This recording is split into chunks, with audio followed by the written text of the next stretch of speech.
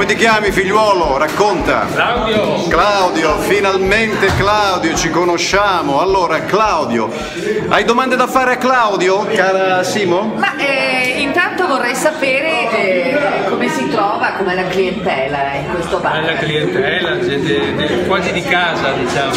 Oh, un bel viso, una bella faccia, un bel baffo. Buongiorno. Buongiorno. Come si chiama? Jean-Pierre Bottarel. Ah, caspita. Jean-Pierre! È Jean-Pierre! Incredibile, Jean-Pierre! Viene spesso qui al bar dei Colli. Sì, sempre. Quando in passaggio così, quando ho fatto un giro in giro con la moto. Con la moto? Mi fermo, sì, per il caffè. Cos'è la cosa migliore che lei potrebbe consigliarmi da consumare al banco? È un buon prosecco. Prosecco, il pezzo forte. Un buon prosecco, sì. Accompagnato da qualche cicchettino o qualcosa? Sì, un piatto, magari una fetta di soppressa o del salame o qualche biscottino. Qualche biscottino, benissimo.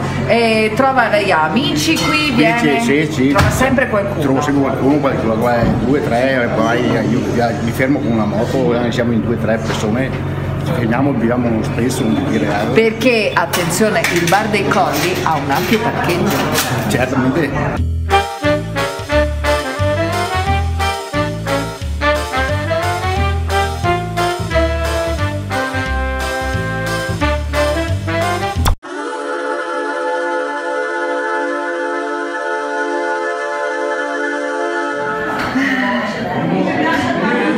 Come sarebbe bello avere un camino così alla Vallesana in casa.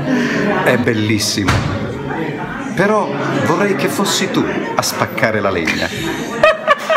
Non c'è problema, io vengo qui al bar dei Colli.